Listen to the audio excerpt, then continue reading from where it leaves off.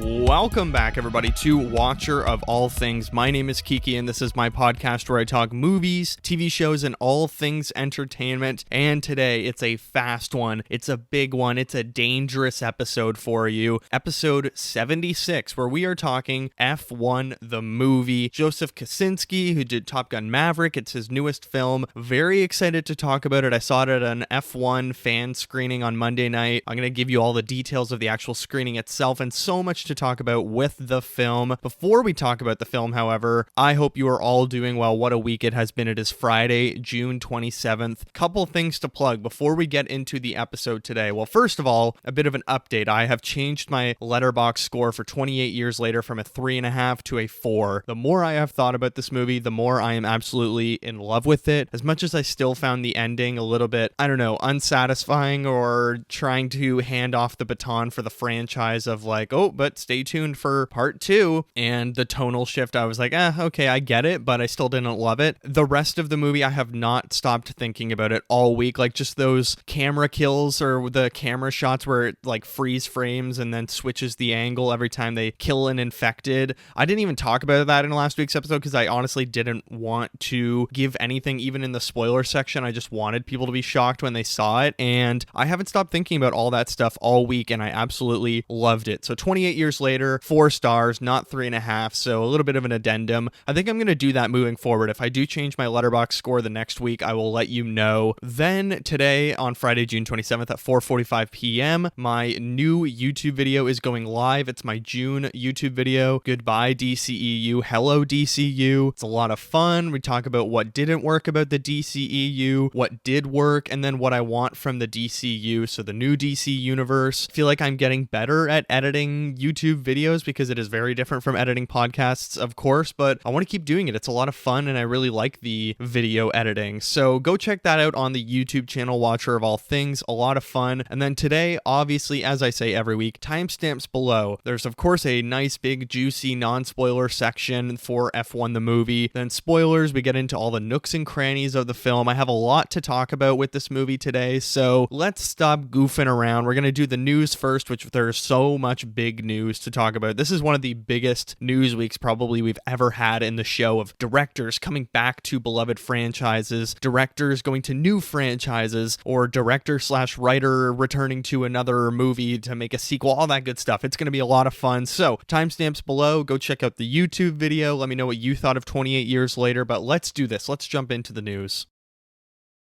All right, our first piece of news, a bit of a shock. Aaron Sorkin is returning to The Social Network, which he has kind of teased for a few years now that there is a potential they would come back to The Social Network, but he has confirmed this week they are writing the script, and not only that, he's going to be directing. David Fincher directed the first one, of course, but he is directing a Quentin Tarantino written script, so there's David Fincher wrote Aaron Sorkin's script. Now he's moving on to another project where he's writing another writer's script. So it's these great writers/directors that aren't directing their own movies. But Aaron Sorkin, he wrote the first one, obviously, but he's stepping in to direct the second Social Network 2. What are they going? I tweeted to one of my mutuals on Twitter. I was like, they should call it the Truth Social Network. I think that would be very funny, but obviously they won't do that. But look, my reaction to this news, I understand, because I do think there is more story to tell, and there are some details of what it's kind of going to be surrounding, which I'll give you in a moment. But right away, I just want to say I don't love this news and I don't hate this news. I think it's sad that David Fincher isn't coming back for it because, I mean, The Social Network is actually, it was in that new New York Times, like 100 best movies or 50 best movies of the 2020s or whatever it was. They put out this huge list that tons of people, I loved seeing everyone's lists of their top 10 movies of the 2020s. And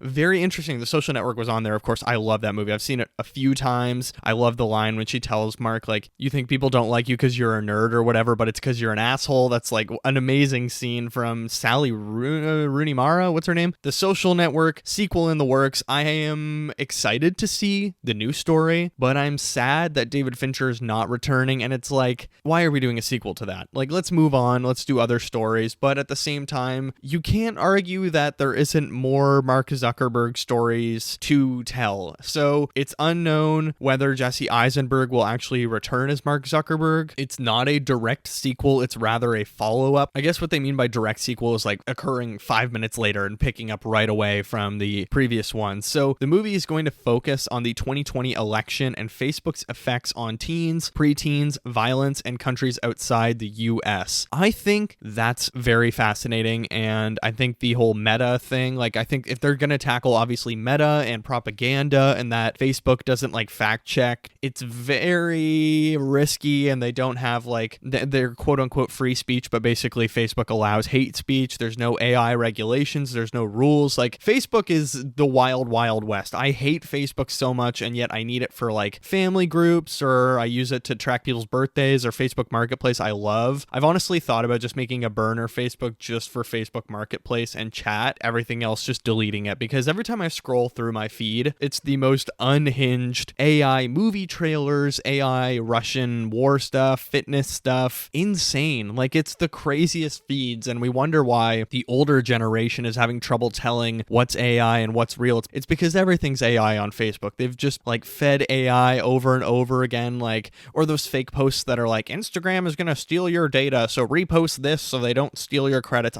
I'm very fascinated in what they're going to bite off for the sequel, and I think there's a lot of really cool stuff that they could cover that's really important to talk about right now, considering how Mark Zuckerberg is interacting with this new American administration, his kind of personal revamp that he's now dressing like a 14-year-old boy in high school, and he has the broccoli haircut, he's wearing the oversized t-shirts and chains, when before he looked like an alien, but now he's trying to look like an alien dressed as, he genuinely looks like a Rick and Morty character, like a Smiling Friends character. It's kind of wild, but either way, I understand people's hesitation with this project, and I am a little bummed we're getting it in the first place, because it's like, do we really need that? But at the same time, I do think there's a lot of story to tell, and Aaron Sorkin, I feel like he's only returning to it because he recognizes he maybe has some more to say about it, and I'm excited for that. If you've never seen The Social Network, you have to watch it. It's a recommended watch to everyone. If you want to understand the griminess of Mark Zuckerberg and how gross Facebook was, not just in the beginning, but how it's evolved into this disgusting thing, and you want to understand the roots of this rotten plant, go check it out, because The Social Network is like genuinely one of the best movies ever. In other news, just this morning, it was announced Michael Bay will be returning to direct a new Transformers movie at Paramount. Not only that, it said that the guy who made Transformers 1, they were not going to do a sequel to Transformers 1, so not do an animated sequel, but actually he's going to be doing a live action film. So is he writing a live action film that Michael Bay might direct? I think that could work, because, you know, Michael Bay's not a great writer, or I feel like a lot of his scripts that he's worked with are very weak. A movie I've been meaning to watch of his is Ambulance, or Amula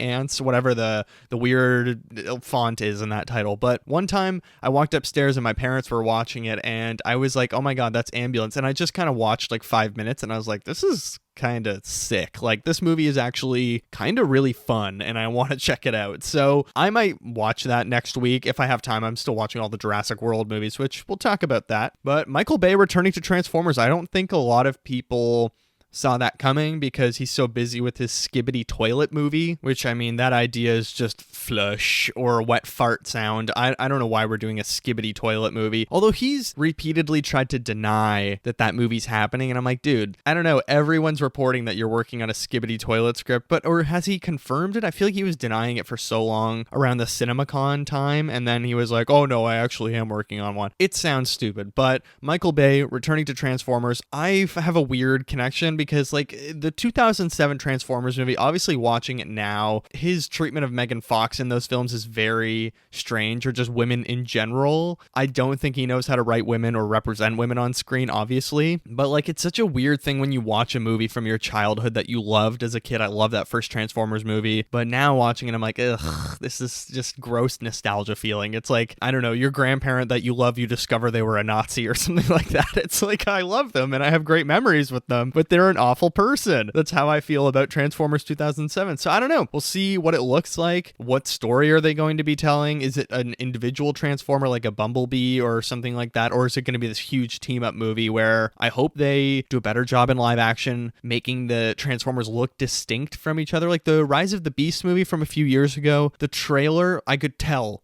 every Transformer like what they were. I was like, oh, cool. Yeah, like they're very colored differently. The designs are very different versus the Michael Bay ones. I was like, wait, is that? No, who's that one again? Who's that one? You know, or Bumblebee did that really well as well. Yo, shout out Bumblebee. That's a great movie. Good John Cena role. Haley Steinfeld. Really, really good movie. Bumblebee. If you're a Transformers fan and you missed it, go watch that. Now, Deadline are reporting that Paul Dano, I think is how you pronounce it, is to write and direct a comedy for Universal Pictures and the Daniels. If you don't know who Daniel Kwan and Daniel Scheinert are, they did Everything Everywhere All at Once. They're fantastic. Another movie I'm recommending, Everything Everywhere All at Once. If you haven't seen that, where have you been? What cave have you been living in, or what rock have you been under? I watched it in theaters, cried my eyes out, and I've been meaning to rewatch it again. That's another recent fantastic film, like A Past Lives or whatever. I'm trying to get into rewatching more recent films again at home because I'm pretty good at seeing movies twice in theaters if I really like it, but once I see something in theaters, I tend to not watch it like once it's available at home again. But that's one of those movies that's been on my list of Everything Everywhere All at Once. I want to watch The Iron Claw. I don't know if I can watch it again because that's one of the hardest movies I've cried in, like genuinely painful movie to watch. I just can't do siblings and pain with family and stuff. I'm a softie in that sense. But so Deadline says it's been almost a decade since Paul Dano and Daniel Kwan and Daniel Scheinert blew away Sundance Film Festival attendees with Swiss Army Man. But now the trio now looks ready. Oh my god, the typos again. Deadline. Last week you guys had typos and once again. But now the trio now looks ready to reunite on Dano's next director outing. Sources tell Deadline that Dano is set to write and in talks to direct a new untitled comedy for Universal Pictures. That's interesting. I didn't even know Paul Dano had directed a film before. I feel like he's only done one. Yeah, I don't know, but cool. I think Paul Dano is a very creative person, obviously, but I think he has such a fantastic artistic voice. Shout out Paul Dano in The Fabelmans, playing Steven Spielberg's dad. One of my favorite Paul Dano roles. I think probably Little Miss Sunshine, though, is my favorite. I remember watching that movie. It was 2010 or 2007. I was in Croatia. We were on the coast with my family. We watched Little Miss Sunshine for the first time, and I was just like mind blown. Just, I don't know how dysfunctional a family could be in films, how much love you can have in a complicated family in films. When did Little Miss Sunshine come out? Yeah, 2006. So I think I was in Croatia 2007 for the summer and we watched Little Miss Sunshine because I was very young. Maybe it was 2010 because then it would have been like on, I don't know, TV or something like that. But Paul Dano, interesting creative voice. I like the Daniels. I've been very interested what they're going to do next. They haven't directed anything since Everything Everywhere All at Once. They did, what did they do? They did a Star Wars show, was it? Were they part of Skeleton Crew? What was the show that the Daniels were part of at Star Wars? Let me know. Sound off in the Spotify comments or on YouTube. Let me know what did they do recently for Star Wars. They did something, but that's exciting. I like the sound of that. The fact that it's a comedy. I think Paul Dano is very funny. He was in the first episode of The Studio in this hilarious like opening action sequence because he's an actor on set when we first meet Matt. Really great. If you're not watching The Studio, go back and check it out now that you can binge a full season. But let's get into the really mega story of the week. Denis Villeneuve is set to direct Amazon's first James Bond film. Reports say that Denis Villeneuve will not have the final cut. He is signed on for one project, could change if it's successful. The studio is currently searching for a writer, and James Bond will be cast after the script is finished. Right now, Amazon's wish list for who should play Bond: Jacob Elordi, Tom Holland, and Harris Dickinson. Maybe one of the worst lists of possible James Bonds I have ever read. Add Aaron Taylor Johnson on there and you have the worst, like the Mount Rushmore of worst Bond picks. Dear God, let's talk about this because first of all, I want to read Denis Villeneuve's statement. He said, quote, "Some of my earliest movie-going memories are connected to 007. I grew up watching James Bond films with my father ever since Dr. No with Sean Connery. I'm a die-hard Bond fan. To me, he's sacred territory." Do you want me to do it with a French accent for the last sentence? Okay, I will. "I intend to honor the tradition and open the path for many new missions to come." Was that French? I feel like that was kind of Quebecois French, but then he said this is a massive responsibility, but also incredibly exciting for me and a huge honor. Let's break down Denis Villeneuve directing Bond. My initial thoughts, like right away, as soon as I read this, I literally just said, let's go! no! I was very excited. I was like, I think that's a great choice. I think he's a fantastic director. He has a very interesting creative voice, and he did Sicario, which is a great kind of spy, I don't know, espionage action film. But then you have Blade Runner 2049, which is about a detective or an investigation with action and exploring, and it's like this wild journey. So I see the vision. I can see what they're going for. Maybe not the like craziest choice they could have made. I kind of wish they went for a lighter hearted Bond director, like a little bit more of a fun, sort of laid back, casual, more humorous guy. I think Denis Villeneuve has humor in his films, like Stilgar is hilarious and Dune. He's much more of a contemplative, like slow burn action director, sci-fi guy. But having said that, his statement gives me a lot of confidence and a lot of excitement for what he could bring to this franchise. And Patrick Tommaso, who is a content creator from Toronto, fantastic. Go check him out on all the socials. He made such a great point in a video this week that he was like, people need to realize that this, French-Canadian filmmaker, he has done Dune. He's done Blade Runner. He's done fantastic films, but now he's doing James Bond. All of those franchises he was a fan of as a child. For filmmakers, that's the dream. Grow up, you make these amazing movies and these properties that you love. And I want to add that he's doing adaptations and sequels of things he really loves and these mega franchises, Denis Villeneuve, but he's being so respectful to the source material. Like Dune, having read the books, you can completely understand what he's changing and why he's changing it, even if you disagree with some of the things that he's done. Blade Runner 2049, probably one of the best sequels or legacy sequels, whatever you want to call it, like fantastic sequel, and he was so respectful with the source material, super respectful of the source material with Dune, and him giving that statement about how special Bond is to him and his father. I have so much confidence that he's going to direct a fucking phenomenal Bond film. Hopefully it's a good writer and he's confident in the script. I'm kind of surprised he's not writing it himself, but maybe he just doesn't know how he would access that and he just wants to direct and do the spectacle aspect and refine it and be part of the story, which I love. Maybe he'll just do the first one. He also said in another statement that he wants to kind of set up the franchise for the future, and that's what he's looking to do. He's looking to lay these really good foundations. So I think honestly, I understand people saying it's a boring choice because maybe it is. He's just a big name and you could find someone that's like a way more inventive, crazy, like,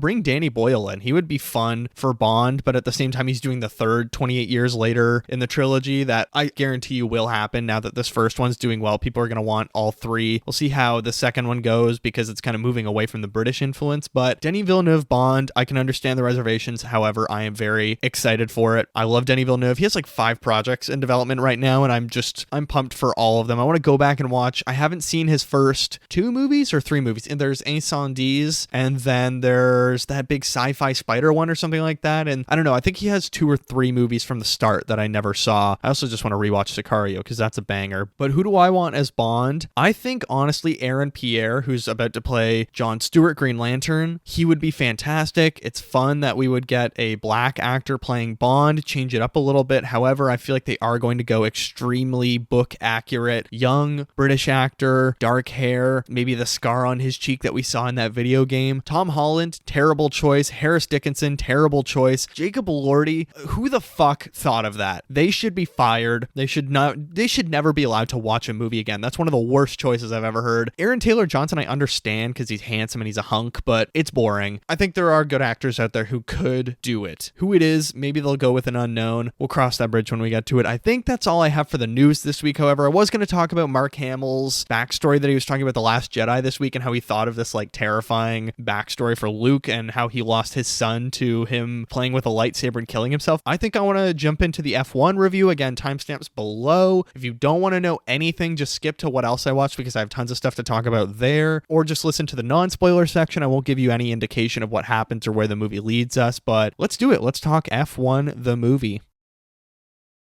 F1 The Movie is a 2025 action sport film coming in at a whopping 2 hours, 36 minutes. Dear God, I was shocked how long this movie was. It is directed by Joseph Kosinski, who you might know from Top Gun Maverick, little old movie that came out a couple years ago. You know, no big deal. It's a little indie film. Written by Aaron Kruger, but also a story done by Joseph Kosinski with him. Reviews are currently very positive, 7.9 on IMDb, 84% on Rotten Tomatoes with a 97% audience score, 71% on Metacritic, 3.8 average on Letterboxd with 4-star as the mode rating. So very crowd pleasing, which is a word we're going to use a lot today. Or 2 words? Crowd please? I guess that's kind of 2 words, 1 word. We'll see. The synopsis for F1. Racing legend Sonny Hayes is coaxed out of retirement to lead a struggling Formula One team and mentor a young hotshot driver while chasing one more chance at glory.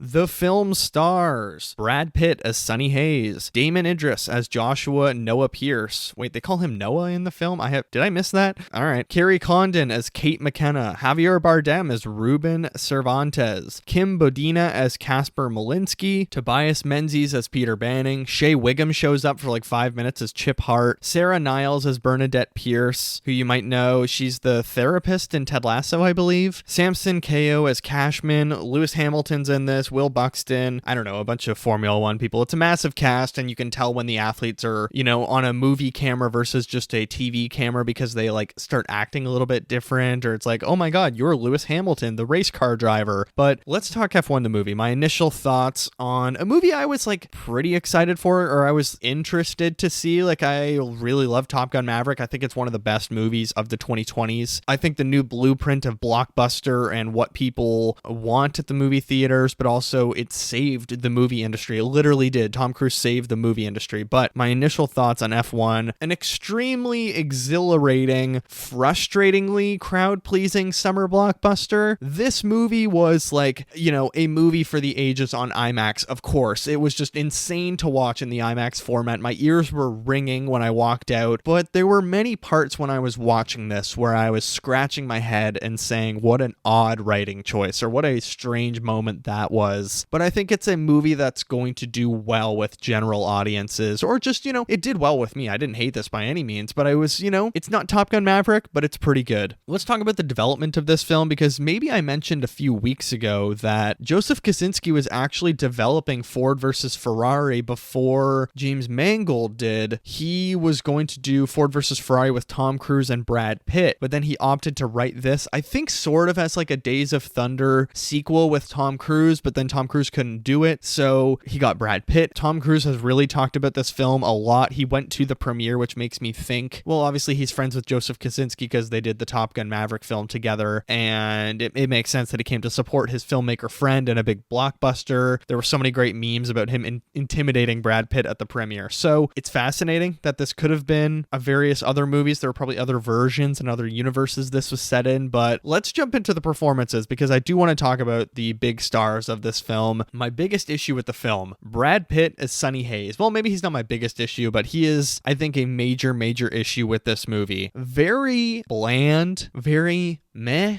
And honestly, I think he's miscast. I don't think he was the right person to lead this film. It feels very lethargic and kind of tired, and he's trying to be Maverick. Like, it just feels like he's trying to be Tom Cruise, and it's so strange because in any other big blockbuster, you would be like, oh, you know, totally Brad Pitt could do this. But there's some theme or like some mood or feel or vibe to this film that the main character, it is a Tom Cruise character. It's literally a Pete Maverick Mitchell. I found myself repeatedly through the movie just feeling like, I don't think Brad Pitt should be here. I think he's not good in this. Like, man, you know, he's fine. He's giving a fine performance, but I don't know. It's just, he's kind of boring, and I think he's a very somewhat inaccessible character, or, you know, there's stuff about him that's interesting about his character, like why he races. He has superstitions. I won't give anything away in non-spoilers, of course. Like, there are fascinating character components, but I just wasn't really very attracted to his character of like, oh, but I want him to be our hero and win the day. I was like,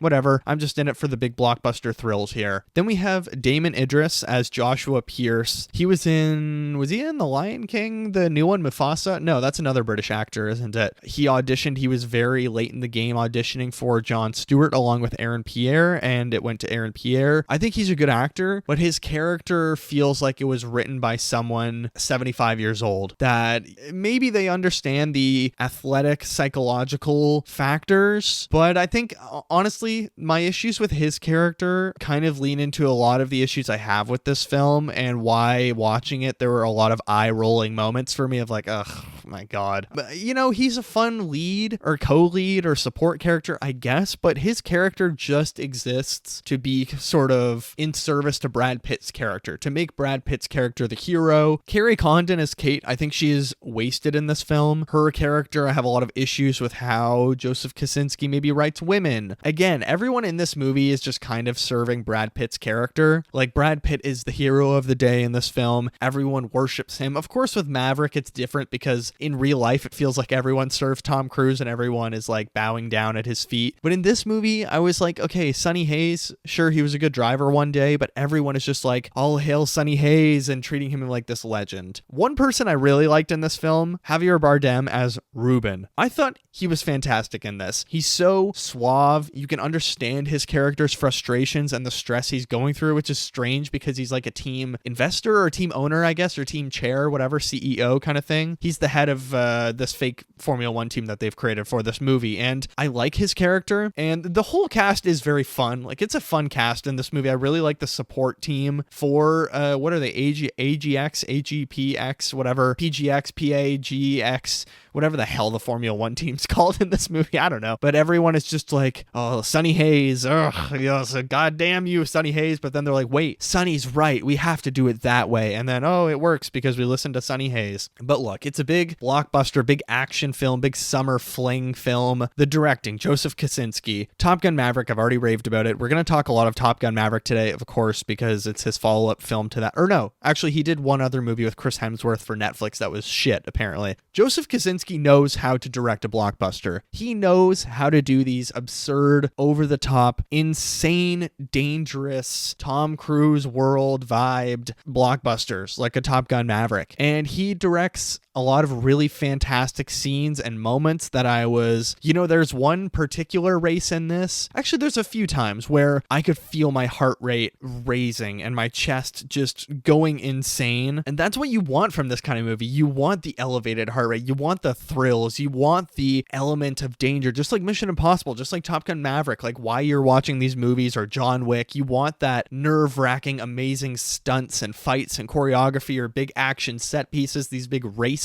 That's what you want. And Joseph Kosinski is so good at delivering that. I think what he's not good at is the human stuff. He writes very bland and almost unrealistic, over-the-top 80s cheesy characters. Like, all of his characters feel like they are out of a time machine, or they're all in the first 20 minutes of The Predator, first movie with Arnold, where it's like, oh, you son of a bitch, I can't believe you're back. I don't know. It left me a little bit underwhelmed. Like, oh, so when you take Glenn Powell, when you take Monica Barbaro, when you take Miles Teller, when you take Tom Cruise, when you take all those fantastic people out of his cast and you replace it with another cast, not as good as a human element. And this cast, or this ensemble of characters, I was like, I don't really connect to these people, and they all feel very not lived in. Like, I feel like they haven't had real lives. That's not to say there aren't like interesting personal elements in this story, but I feel like this movie has a very difficult task because it's a Formula One movie. It has to represent the sport well and show like the rules and all that stuff. I get that, but there were so many times in this where I could feel them explaining and explaining and explaining everything for not only like, the Formula One fans to be like, oh, hey guys, we get it, like we understand, but it's really frustrating that they're trying so hard to cater to audiences that maybe don't watch Formula One. I think they get it. And my biggest issue with this film is they use commentary commentary and narration of all the races. They have the Sky Sports guys or the Formula One commentator guys that I hear every weekend when my father's watching the races. They have them talking over the races the whole time and just explaining everything. And it gets a little bit tiring. And I understand that it's like, ooh, it's like a broadcast, but it sounds like they're announcing in the stadium or on the racetrack, which I don't know. They don't do that in real life. Like they're just talking on the television or the broadcast. They're not announcing into the stadium, oh, Sonny Hayes turning into turn 3 or whatever. And it's it really dumbed it down a lot for me. And it really felt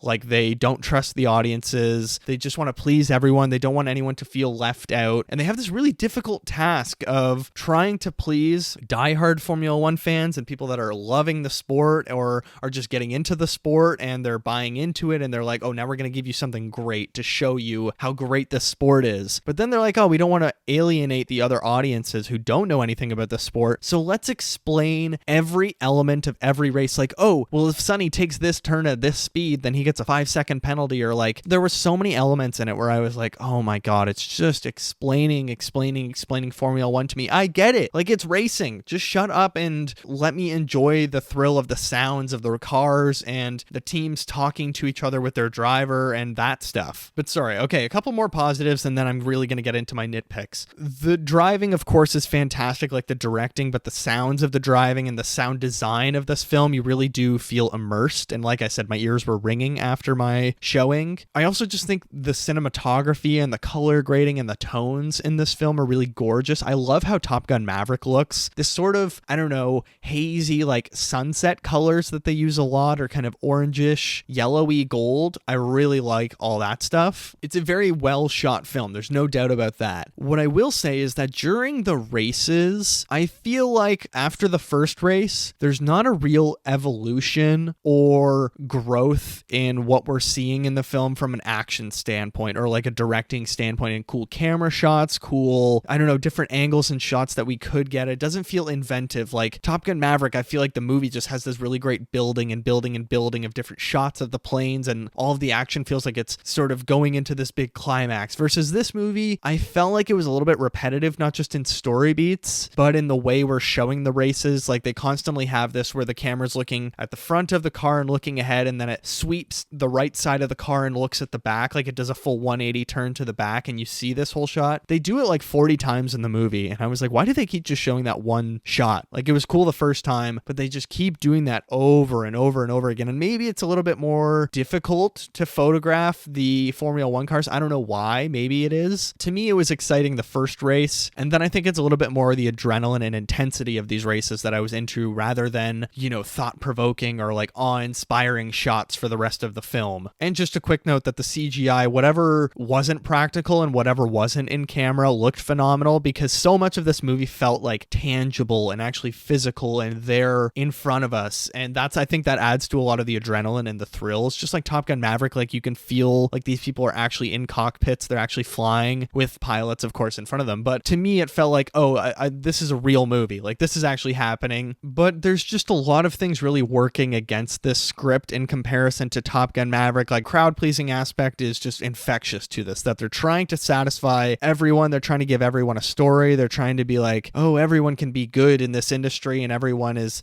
the hero and Brad Pitt can help everybody succeed, and trying to have a happy ending for everybody. Or I don't know how to explain it. It's just crowd-pleasing to its own detriment. I understand the crowd-pleaser aspect, and it's fun to have a blockbuster that's a crowd-pleaser, and those are important because they bring people into seats. It's frustrating in this film how they're just trying to make everyone look like the hero. Emotionally, this film is very bland. I felt like there wasn't tons to really connect to, and it's very predictable, the story. You could tell where everything is going, and it's not like 28 years later last week. I feel like I said it was predictable at one point, which thinking about it, I was like, actually not really. Versus this film, I knew where every step of the movie was going. I knew where it was going to end up. Like, it's crowd pleasing that they're not trying to shake up the movie in any sense of the way. Like, this is a very conservative film that doesn't want to put turns out there to shoo audiences away because they're like, oh, well, they did that really weird thing in the movie, and they're just trying to make it very safe. Like I said with Brad Pitt's character, it feels like this movie was written by a very old person, because about 80% of this movie is, you kids and your damn phones and the media today and stardom and social media. It's a lot of old man yelling at clouds. I don't know. This movie is just also very sexless. There is relationships in this movie, but they're very bland and stale, like the character dynamics in this film. I didn't find any of the dynamics interesting in this movie. You have Brad Pitt basically talking down to everyone and being like, oh, well, I'm an expert and I'm American and all you Europeans don't know what you're doing. That's this movie for 2 hours, 36 minutes. But obviously, like it shows in the trailer, Brad Pitt's character and Carrie Condon have a relationship, and it feels so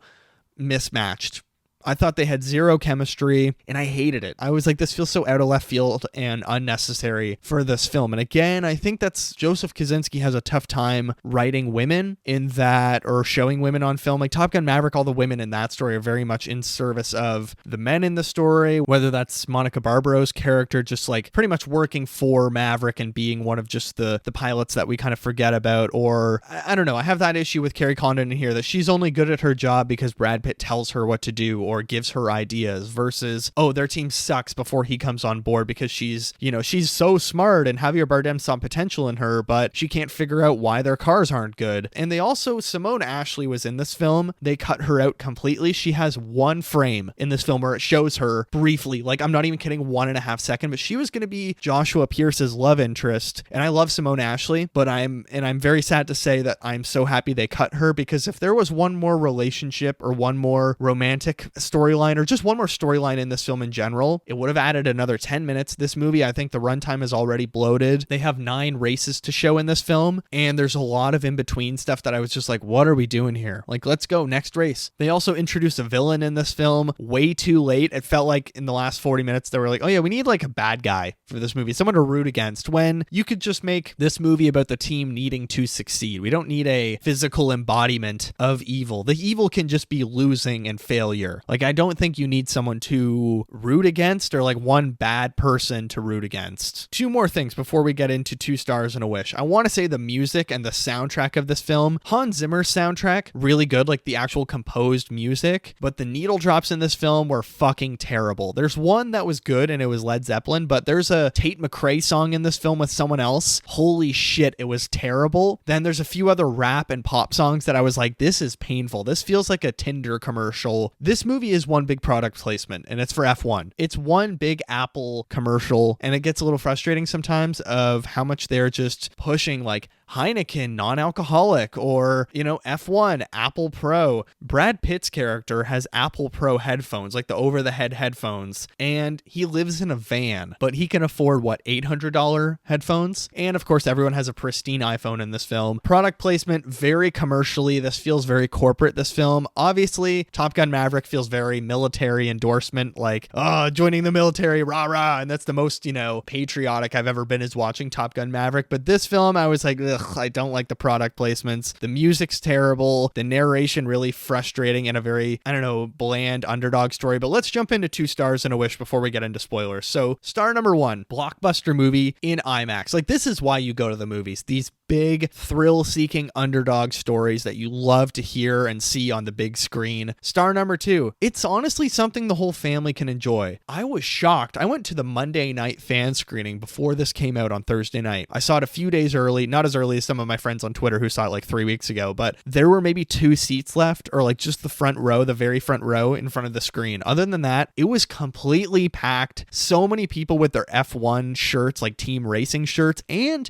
I weirdly noticed there were tons of Spanish people. Like, it was actually a very strangely high Spanish population, maybe because it's Javier Bardem, or Spanish people in the Ottawa area just love Formula One, but it was cool. I was like, oh, this is like a very special screening, and it felt like I was at event cinema. My wish for F1, more concise and complex writing. I feel like it's just a little bit sloppy, crowd pleasing all over the place, and just wants to go for what's going to please everyone and tick some boxes. Everything is just kind of tucked away very nicely, but overall, F1, I have a lot of complaints. Like, there's a lot of things about this movie that really bothered me, but when I walked out, I was like, you know what? That was fun. It's definitely an IMAX experience I will remember. It's not my favorite IMAX experience ever, but it's a really good IMAX IMAX movie. Go check it out in IMAX. It's no Top Gun Maverick, but it is a great crowd-pleasing movie that will be your dad's second favorite movie behind Top Gun Maverick. I'm giving it a 3.5 out of 5. I was between 3.5, and 4, but I think I'm going to go down the middle with 3.5. I think it's like a good B plus B movie. 3.5 out of 5 stars. F1 the movie. Let's jump into spoilers.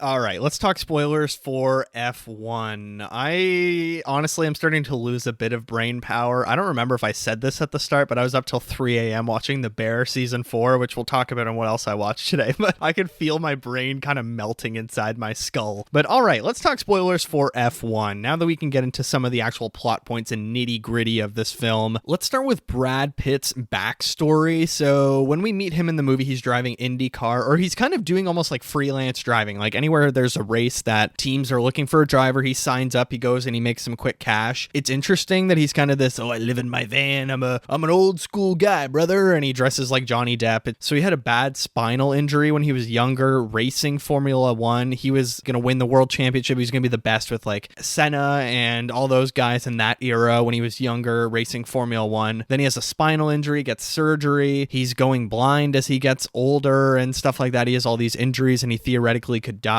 It's an interesting backstory, and also his father was a gambler, or was he a race? I don't ever really understand. I feel like they didn't really fully dive into his daddy issues pretty much, and like, where's his mom? Just there's a lot of backstory and context to Sonny Hayes, the man, the myth, the legend, the gambling loser that went bankrupt or whatever, but then it kind of just doesn't, I don't know, it never fully swelled or like reached the peaks for me, and kind of lost me towards the end of like, I don't really care about Sonny Hayes in the story. I just want the team to win so they can keep their jobs. Like, I cared more about Javier Bardem's character in the end than our two drivers. He has like, he puts a card in his pocket, which I thought was kind of fun, but it just felt like Sonny Hayes was just like this one-hit wonder, or like one-time driver guy that we know for this one movie. Basically everyone in this movie, like I said in non-spoilers, is supposed to bow down to Sonny Hayes and, oh my god, he's the best thing that's ever happened to this team and he knows everything and we're fucking useless as a team, even though we're all like amazing professionals at this. Also, they show flashbacks with Sonny Hayes where they de-aged Brad Pitt, and I think it mostly works. Like, it looks like they just took him from kind of the Troy era where he had his long hair, and I was like, all right, like that doesn't look terrible. And they show his injury, they show his old races and his crashes, and it works for the most part. Again, the CGI and like the effects that aren't in camera, pretty good here, and I think they do a good job of not de-aging him to the point where it takes me out of the movie. Now, let's talk about Kate a little bit more. So when Brad Pitt arrives to the team and the car is described as a shit box because it's just like terrible in the corners, it loses control all the time, and he can really feel that they have to slow down and brake a bunch in the corners, and that's where it gets rocky. So he says, like, you know, of course he explains to her right away, like, oh, well, here's how we fix the car in one thing. And it's just, it feels like everyone in the movie except Brad Pitt talks up Kate to be this amazing engineer. Like, she's working for NASA, I think, at the start of the movie, or no, something like she was an aerospace engineer. That's fun hearing her backstory, but it just feels like Sonny Hayes has to tell her how to do her job. And at first she's all defensive to it, but then it's like, oh, well, everyone should listen to Sonny Hayes because you know what? Sonny's right. He knows what's best for everyone, including Josh Pierce, including Ruben. It's very aggravating that she couldn't be the one to, you know, she makes up this really interesting part for the car, which works and eventually is falsely reported as an illegal part or an illegal upgrade that wasn't filed correctly, which is where the villain comes into the story, which we'll talk about in a bit. But it was just, I don't know. I feel like this movie could have been a lot better if we had Kate's character being inventive and being the one on the front foot. Having said that, I did kind of like the strategy of their team and Sonny Hayes, where he's like, I'm just going to get hit as many times as I can in all of these races. So the safety car comes out, so then Josh can catch up to the person in front of them and hold their lead. And that way we just score points. And I kind of like that the whole movie isn't actually about them trying to win the championship. Like, they make this, you know, last dash second half of the season, the last 9 races, they race their way to the top and they end up winning the championship. The story is literally them just trying to survive and exist as a team because they're so terrible when we first meet them as a team that it's like, no, we need to win some races, or if we did win a race, that would be cool. And yeah, Josh wins the race at the end, or no, Sonny wins the race at the end because Josh is like, oh, I have 100 other races, or I'll have thousands of more races to win in my career. career, which, whatever. Again, everyone bow down to Sunny Hayes. I like that the story isn't them making this impossible comeback in the second half of the season. It's literally just them trying to survive, Sunny Hayes trying to keep his friend in a job, and most of all, the only good character element of this is the point of this story is they need to survive because people's jobs are on the line. Because if Ruben loses his job as like the chair of the team or whatever, of AGX, AGPX, whatever the fake Formula One team is, AXGP, something like that. The point of this story is all of these people have families, they have,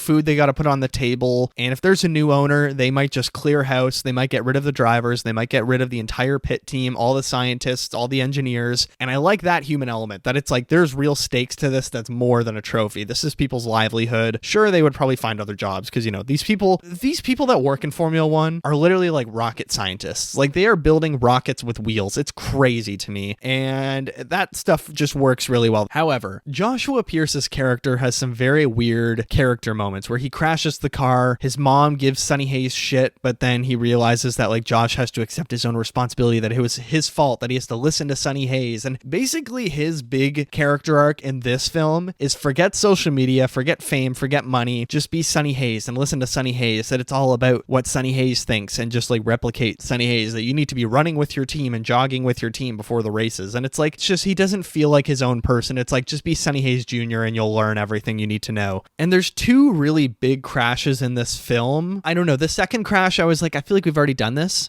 The first one is Joshua and he misses a few weeks and, he has to come to terms that he's not as important to the team as he thinks he is. And I like that character beat, that like he's very high on himself, like, wow, I finished a race or all that stuff, or like, look how I'm racing in F1, everyone, look at me. And that stuff works really well. Him having to have this reality check, I guess you could say. But then the second crash later in the movie when Sunny crashes and he's in the hospital again, and it's like, oh my God, is he gonna be able to race again? I was like, we've already had a hospital scene. We've already had this big swing. And I get that you're trying to establish that they are teammates and they support each other in the hospital, even if they fundamentally disagree about their ways of racing or how they operate in their own career and their lives. We don't need Sunny to go back in hospital. You could just do he's fired and he's having vision issues or like his health issues, which is a weird thing that they throw in at the last race, that like, oh my God, he's going blind and he might die. I thought he was honestly going to maybe die at the end of the movie. Like he's just going to keep racing, I guess, is the lesson of this story, of like, even if you're going blind, keep racing. All right. But as for the villain, I said they introduced this big bad in like the second half of the movie, or honestly the final third of the movie. So there is Tobias Menzies' character Peter, who is, I guess he's a member of the board and he's trying to take over Ruben's job. So when the team is sucking, but then they're starting to slowly get better, Tobias forges documents that are reporting the part that Kate made on behalf of Sunny's advice, I guess you could say. And so we have this big bad. And I was just like, why do we need a villain? Why do I need some evil British dude that's, rubbing his hands together? I'm gonna take over the board. And I didn't really think that was necessary. It provides some funny moments and a physical embodiment of evil in this film. But to me, I think there's already enough emotional weight that could have motivated me for the story. Like I was fine with just people being scared to lose their jobs, Joshua Pierce having something to prove because he loves his mom, he wants to be a good teammate, all that stuff. Sunny Hayes wanting to be a Formula One legend because, he had this bad injury back in the day and they want to be good teammates. So is there going to be a sequel to this movie? I think it's doing pretty well at the box office. Having said that, it will definitely need to make some major bucks to make back its budget and be profitable, like probably 500 million easy it's going to have to make, because it is 200 million and usually you have to double it, of course. And with marketing and all this stuff, and this movie is being marketed like crazy. As for a sequel, they have talked about a Days of Thunder F1 crossover, that Tom Cruise will come back and do a racing movie with Brad Pitt, which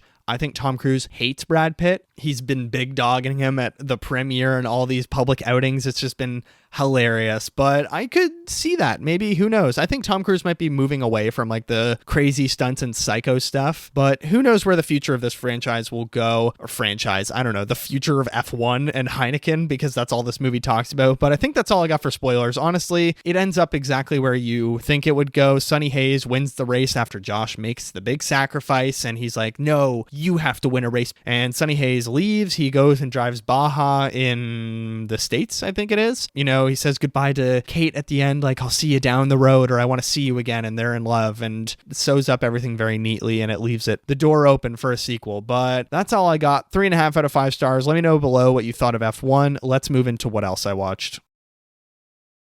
All right, what else I watched? Well, I watched 5 movies, 4 TV shows, and read 1 comic book. Let's start with a comic book, of course. Hercules, Twilight of a God. Hilarious comic book. Like, honestly, had me chuckling out loud how over-the-top, melodramatic, feels very like Thor Ragnarok, like the perfect level of this stoic sort of Shakespearean gods type thing with a tongue-in-cheek nature to it. And it was really fun. I love all the character designs. I love his friend Skippy or whatever his name is. That's a Skrull. And there's a lot of really good visual gags. Like there's a free parking sign, free space valet parking or whatever, valet parking available sign in space above the kingdom where they live. And I enjoyed it a lot. So I don't know. I might look into more Hercules books. I have so many books that I've added to my Amazon wish list that I'm like, oh, I want to get this collection, this collection, this collection. Superman Birthright is one that I want to read right after the movie in a couple weeks. I can't believe it's 2 weeks away. But let's move into TV shows. I watched the finale and the reunion of Survivor Thailand, which were just painfully uncomfortable, with Brian, who turns out he's done porn a bunch in his life. He's been married like 3 times. He's shot a puppy and been arrested, and psycho guy. Like, no wonder he never came back to Survivor. He was fucking lunatic. And then Clay, he made the final with him, and he's just such an unlikable final 2. I think it's a rare season of Survivor where the 2 villains have kind of won the day. I've moved on to Survivor the Amazon, which is season 6, the most perverted, disgusting, just sexist, misogynist season, where it was men versus women at the start. The men are just talking about the women's breasts and sex the entire time, and the women are just edited to be like the dumbest people possible. I watched the first 3 episodes of Ironheart like I said I was going to, and I gotta say, it's not the best. I think some of the writing is a little bit okay, but it was pretty entertaining. Like, I think it's a solid, entertaining, pleasing Disney Plus show if you're just like wanting something Marvel that's kind of low stakes. But the main show I want to talk about, and the reason I'm so tired today, The Bear, season 4. I was very surprised that the Rotten Tomato score is the lowest of the 4 seasons. It's at 81%. I really like the season. I think it's a healing journey. They focus a lot on Sydney's journey. I'm not going to spoil anything. I actually won't give up anything of like what happens in the season. I'm going to do a review next week on my socials, probably Tuesday. But I think it's a healing season where it's people working out their differences or trying to work out their differences, people trying to grow. And I like that, and really diving into, I think season 3 was the dark elements of this kitchen and the really dark elements of this career. And season 4 is exploring the beautiful elements and how you can break habits, rework your life, and it's like never too late to try and heal or try to be different. And I like that. I enjoyed it, and I liked where they left it as well. The finale is a huge swing, and I think it worked for me, and it kind of made sense. And I'm curious if we'll get a season 5. I don't know, because they left it on a note where they could stop. I don't know. They could stop, but I kind of hope they do a season 5, one final season. But at the same time, I could see season 4 being the final season. And I saw one report that said they are maybe thinking about doing a season 5 because everyone is contracted for another season, but it's not, the highest priority right now. So season 4 of The Bear, I would give it like a 4 out of 5. All right, my movies. I have 5 movies to talk about. One of them I'm actually not going to talk about. I'm just going to tell you I watched it and I rated it. So The Batman from 2022, I watched it for my 10th time ever, because when I'm gone on vacation, we're going to have some fun episodes planned for you. I don't know if I've revealed what those 4 episodes will be, but it's a good time. So in preparation for those episodes, which actually tomorrow I'm going to be recording one of the episodes that I'm doing on vacation. So I watched The Batman for the first installment of those 4 episodes. I'm trying to give hints and see if anyone gets it. If you think you know what the vacation episodes are going to be, drop a comment or a review. But anyways, The Batman, 5 stars, still perfect to me. Then I watched the first 3 Jurassic Park movies this week, because I've only seen the first Jurassic Park. As a kid, we had it on VHS. I remember my brother and I would watch it all the time, because I remember the flashlight scene in the car scared the ever-living shit out of me. And honestly, as an adult, some of the CGI, yes, it's terrible, but some of the other effects are so good, and it's still a very scary movie. I think all the water tremors and the jello tremors and like the horror elements of it are really good. And it's 1993. Like, it's crazy how much fun it is for, what is it, a 32-year-old, 33-year-old movie almost. And it still really works. And it's a thrilling movie with a great story. I love like the humanity and evolution discussions between Dr. Ian Malcolm and the, who's the island owner, the white bearded dude that looks like Santa Claus. I think Jeff Goldblum is so good in it. Sam Neill, Laura Dern, they're all really good. It's just a phenomenal cast. Like, Jurassic Park is just a staple. If you want to understand like 1990s blockbuster filmmaking and Steven Spielberg blockbuster filmmaking, I think Jurassic Park is a mandatory watch. 4.5 stars. Then I watched The Lost World Jurassic Park, which it's not called Jurassic Park The Lost World, it's called The Lost World Jurassic Park, and it's from 1997. Never seen it before. I've only seen random clips, and like I remember it playing on TV, but I've just never been interested. Of like, after Jurassic Park, I'm good, don't need to check him out, but before Rebirth next week, I wanted to watch them all. So I watched it, and you know what? Not terrible. I kind of like the fun element of having to revisit the island, but then it's Dr. Ian Malcolm. I like that he's the lead, and I find his character very interesting. However, they really did de-yassify my queen. You know, he's so sexy in the first one, Jeff Goldblum. He's so sick as Dr. Ian Malcolm, but in the second one, he's kind of bland because he's a dad and he's all responsible. I think the villains are fun. The dinosaurs are fun, and then I like that they bring the dinosaurs back to San Francisco or San Diego or whatever. It's San Fran, somewhere in California. I like that they bring that back, and it's not terrible, but it does obviously lose the magic. And it's so funny because I was thinking like, oh wow, Steven Spielberg did the second one. He never does sequels. He did 4 Indiana Jones movies. So I was like, wait, yes, he has done sequels. And why should I be surprised that he did a sequel to a movie of his? Not terrible. So Jurassic Park is 4.5. The Lost World, 3 stars. But then I watched Jurassic Park 3, which has Sam Neill. It has what's his name, William H. Macy from Fargo and from Kingdom of the Planet of the Apes, Téa Leoni, Alessandro Nivola from, of course, The Brutalist, a little movie called Kraven the Hunter, if you don't know. Honestly, I was surprised how much I liked it. I actually thought it was entertaining. I like that Sam Neill's character, Alan Grant, gets duped into coming back to the island. Like, he's essentially kidnapped. The dinosaurs are cool. They do the pterodactyls or whatever they're called. It's well designed. I think the CGI looked really good. It's kind of terrifying. I think it looks really nice. So the Jurassic Park series, you know, the first trilogy, I would rank the trilogy, the second one in third one in second, first one obviously in first, and now this week I'm going to watch Jurassic World, the trilogy of that with Chris Pratt. I'm dreading them. Never seen them before, and I've heard terrible things about the second two. I've heard the first one's like pretty okay, but the second two are just terrible. I know Alan Grant and like Laura Dern and Jeff Goldblum's in 2 of them, right? But I'm excited for Jurassic World Rebirth. I think the cast looks very bland, but I think Gareth Edwards is a fun director, and I like how his movies look. So that'll be next week, of course. But the only new movie that I watched last week, because I was so busy, and it's going to be harder and harder in the next few weeks before I go on vacation to see tons of movies in the cinema, but I'm still going to make time. There's actually a lot of really good streaming movies or interesting streaming movies coming out in July, but I watched Elio, Pixar's newest film, and I have to say it was just very cute, endearing. There's one line in it that was like, "You're not alone, you're unique," that I just started crying. Like, I did cry a few times during it. If you're looking for a family movie that's not F1, if you're looking for someone because you have like a young daughter or a young son or a young child that you want to take to a movie, you don't want to see How to Train Your Dragon, honestly, go see Elio. I think it's talking about a lot of interesting things like masculinity, militarism, and not belonging to your community when you're in a grieving period and you've lost your people, you've lost your home. And it's not just 28 years later. I said in my review that I was shocked how much 28 years later is similar to Elio, that 2 movies with the same themes are coming out in the same week. I saw it at 10:30 p.m. after F1, and it was just me in the theater, and I was really sad. Obviously, it's a kid's movie at 10:30, so I don't know what I expected, but I had a blast. Like, I was laughing out loud. I was crying. I got a drink for the first time in probably 3 years at the movies because it was 45 degrees when I saw it, and I went outside to get a piece of gum, and then when I came back, I was like, Jesus Christ, it's so warm. I just want water. So I got a bottle of water at the movie theater. Crazy, I know. But Elio was fun. I gave it 3.5 stars. So this week I've watched 5 movies. 5 stars for The Batman, Jurassic Park 4.5, the second Jurassic Park, The Lost World, 3 stars, Jurassic Park 3, 3.5 stars, Elio, 3.5 stars. Then this week I'm going to watch The Old Guard 1 and 2. I'll do a review for that on Thursday. Then Jurassic World, I got to watch 3 of those and then see the new one, Rebirth. It's interesting they're calling it Jurassic World Rebirth and not Jurassic Park Rebirth. I would have gone with Jurassic Park Rebirth, but that's just me. La Chimera or La Chimera, I still have it rented. K-Pop Hunters, I want to watch that on Netflix. Mountain Head, I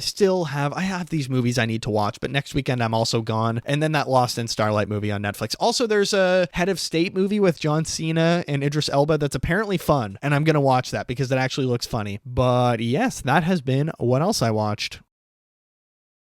And in fact, I think that's going to do it for episode 67, F1 the movie, a big summer blockbuster, a popcorn flick, driving to the maximum on the big screen with sound and blowing your eardrums out. It was a blast. Let me know what you thought of F1 down below in the comments. As always, please rate and review the show 5 stars wherever you get your great podcasts like Watcher of All Things, whether it's Spotify, Apple Podcasts, Amazon Music, Acast. We are, of course, an Acast produced show. Spotify, you can comment right underneath the episodes. Drop a comment. What are you watching recently? What are you watching soon? What are you excited for at the movies coming out soon? Whether it's Superman, Jurassic World, Eddington, Fantastic Four, which there was another trailer for this week and it looked good. We have Ben Grimm with a beard. If you're on the YouTube channel, please like, subscribe, comment, all that good stuff as well. Hit the notification bell so you know when new episodes or new videos drop. Go check out my YouTube video, Goodbye DCEU, Hello DCU, and check out last month's YouTube video, ranking the Mission Impossible movies. If you want to get in touch with the show, you can also email us, watcherofallthings@gmail.com, and find me on all the social media accounts. Instagram and Threads are at Watcher of All Things. Then TikTok is at watcher.of.all.things. I post on social media every day. If there's a day I miss, it's because I'm incredibly busy doing something, but you can look for videos every day on the social medias, not just clips, but like fun topic videos and other reviews that I talk about. Also follow my Letterboxd account, KikiJ70. That's KIKIJ70.